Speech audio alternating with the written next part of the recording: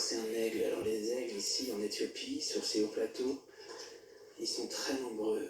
J'hésite entre l'aigle ravisseur ou l'aigle des steppes. Mais je pense que c'est plus du tawny. Il a une répartition qui est beaucoup plus large et il est bien présent. C'est des photos assez documents.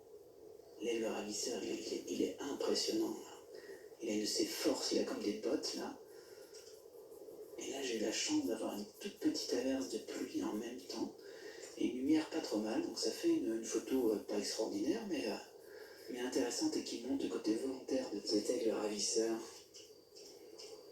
J'aime m'endormir avec ces belles images dans la tête. Maintenant, il est temps de préparer le dîner.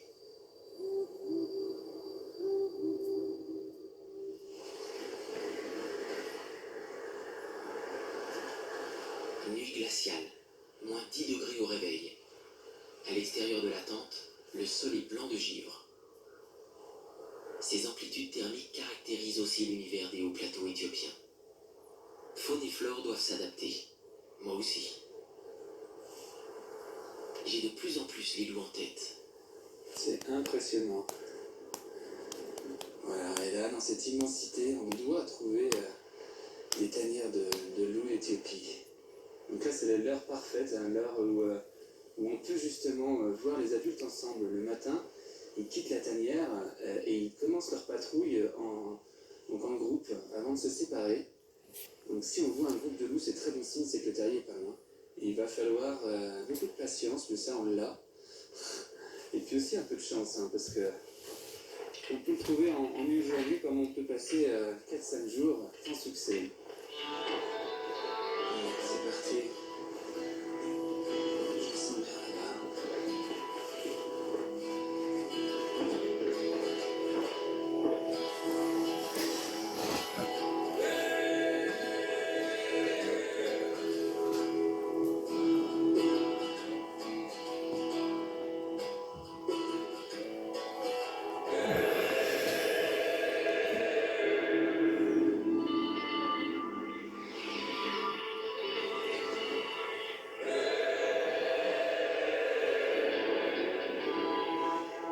Toujours rien.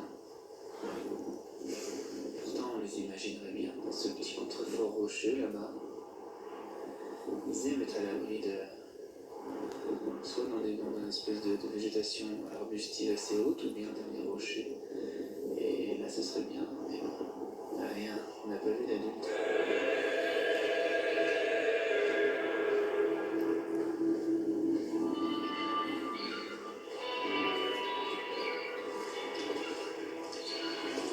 Tony Hill. Bon, on voit qu'on est à 4000 mètres d'altitude. La respiration, le souffle est court. Bon, on a aussi le poids du matériel qui n'est pas négligeable, peut-être 25 kilos. Ça, c'est le gros problème du photographe animalier.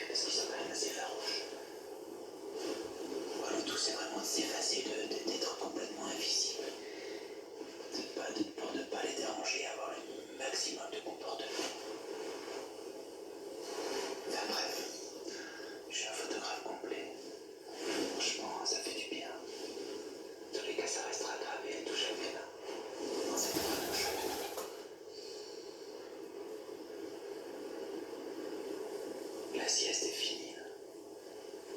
Il a profité de la chaleur des premiers rayons de soleil et là c'est parti. Il part en chasse. C'est l'heure des giant mole rats, des rats géants.